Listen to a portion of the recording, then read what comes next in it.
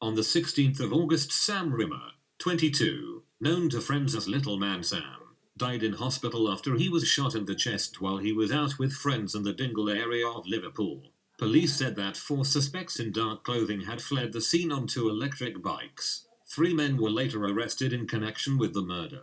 Ashley Dale, a 28-year-old council worker, was fatally shot in her back garden in the Old Swan area of the city in the early hours of last Sunday, the 21st of August. Police do not believe she was the intended target. Officers later arrested a man on suspicion of murder and a woman on suspicion of assisting an offender. It was the second tragedy for Dale's family after her half-brother, Lewis Dunne, was shot dead in Liverpool in 2015, aged 16, in a case of mistaken identity. Then there was Olivia's murder.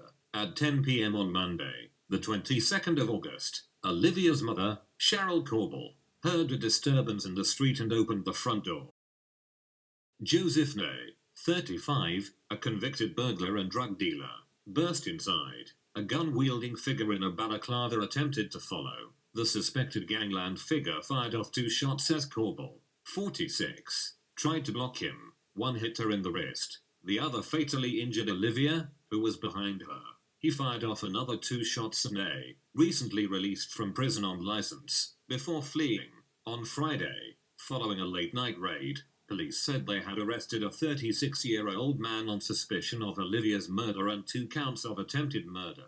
A 33-year-old man was also arrested on suspicion of murder in Dovecot. They were both released on bail last night. On Friday, dozens of officers swarmed into the area and detained a suspect in the street near a parade of shops about half a mile from Olivia's house. Yesterday, police repeated their appeal for information on the shooting, saying silence is not an option. Ney, who was taken to hospital in a black Audi as Olivia lay dying at home, has been arrested on suspicion of breaching the terms of his license conditions. The intended target, Ney, was jailed in 2018 after leading police on a 125-mile-per-hour chase following a string of burglaries across Cheshire. Ney was one of 5 brothers, infamous in the Dovecot area. We know the Neys are a bad lot, Peter Scott, an industrial cleaner, said. They've always been trouble. They're known for burglaries, robbing cars. Late on Thursday night, armed police surrounded a block of modern flats in a leafy area of Huyton, just over 3 miles from where Olivia was killed, and arrested a 36-year-old man on suspicion of her murder. Neighbors described seeing several marked and unmarked police cars outside. Inside the gated complex, armed officers trained their weapons on a flat as a suspect was taken into custody. Police are keen to stress that Liverpool has not returned to the dark days of the 1980s, when ruthless drugs gangs regularly settled disputes by pulling a trigger. But 15 years to the day since the 11-year-old Everton fan Rhys Jones was fatally shot in the crossfire of feuding Merseyside gangs, the similarities to Liverpool's troubled past are striking. In a statement this week, the Rhys Jones Foundation said that recent events had once again put a dark cloud over this city and something has got to change. But is that possible? Merseyside is different in terms of where it was 15 years ago, where we saw Rhys Jones murdered. We're seeing the lowest number of firearms discharges that we've seen in 21 years, Serena Kennedy, Chief Constable of Merseyside Police, said at the scene on Tuesday. Until recent days we hadn't seen a firearms murder for the past 13 months, she added. Earlier this month the force was rated outstanding by Her Majesty's Inspectorate of Constabulary and Fire and Rescue Services for its efforts in disrupting serious and organised crime. However, analysis by this newspaper shows that violent crime, including murder and assault, has been rising year on year in Liverpool since 2013. There were more than 28,000 violent crimes recorded for the year ending to March in Merseyside, up from 4,500 a decade ago, according to Home Office figures. Drug offences, which had fallen steadily since reaching a high in 2009, 2 years after Rhys was murdered in Croxteth, have been growing steadily since 2016, reaching their highest level in more than a decade last year. Liverpool has the highest rate of drug offences of any local authority in England and Wales, with 12 per 100,000 people, 4 times the overall average. 2 years ago the force set up a dedicated gun team, which has had success in cutting firearms cases. A gun amnesty in Liverpool this year saw 92 weapons handed in, including 36 working firearms and more than 800 rounds of live ammunition.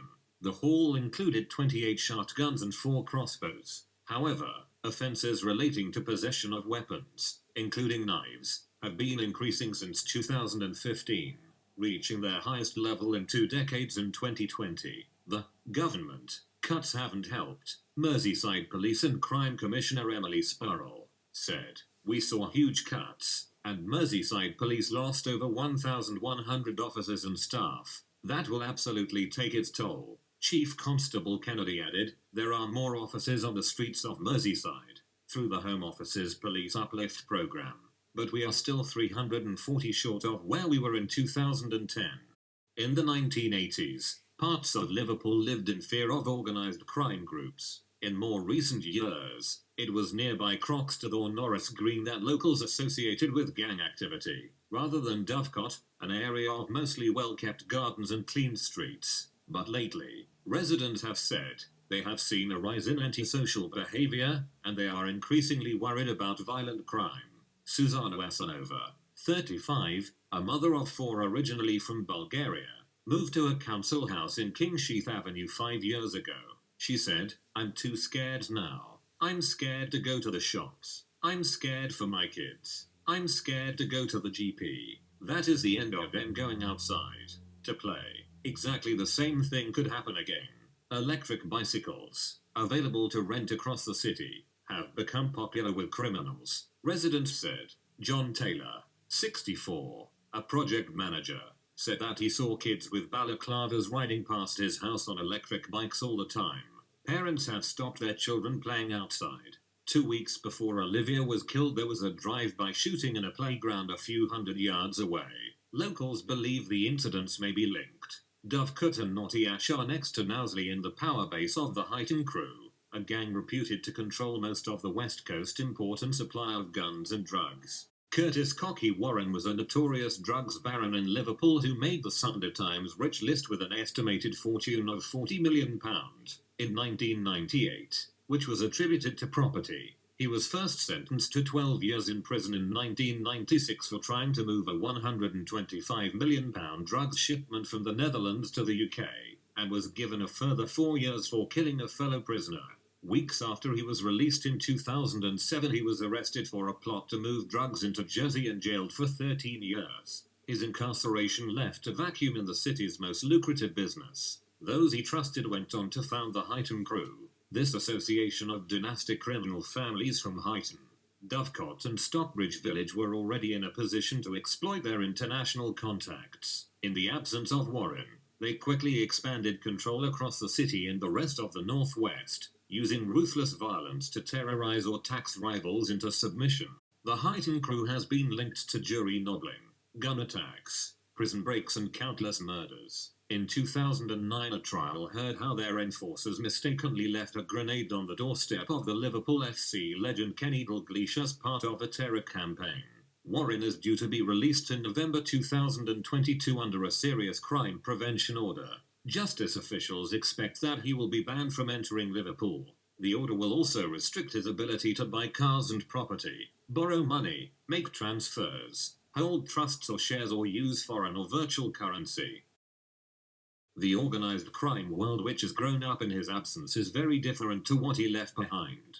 6 organised crime groups operate in the area surrounding Dovecot, according to Dr. Robert Hesketh of Liverpool John Muir's University, who has spent years researching Merseyside's criminal gangs. North Huyton is very territorial at the moment, he said. Gangs include the Mossheads and Page Moss, who are specialists in firearms. As a port city, law enforcement authorities in Liverpool have long had to battle against drugs and weapons flooding in not only by air but also sea. Hesketh said that guns could be bought on the streets of the city for as little as £150 for a poor quality weapon, with prices in the thousands for more sophisticated firearms. There is also an option to rent a weapon, with criminals borrowing firearms for short periods from gun libraries. It's possible to share a gun, to hire a gun, he said. Do what you have to do. Give it back. There's no worry about where to get rid of it. These guns will be used time and time again, with cheaper prices for those that have been used more often.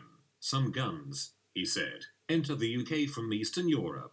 He has also seen evidence of British military weapons ending up on the streets. One underworld source told the Sunday Times that the proliferation of untraceable weapons feeding the conflict in Ukraine has provided new opportunities for enterprising gun runners. Increasingly, criminals are also sourcing guns on the dark web. While on the messaging app Telegram, the Sunday Times found firearms advertised for sale from £400. Though the recent violence has shocked many in Liverpool and beyond, those who love the city are keen to stress that it will move on.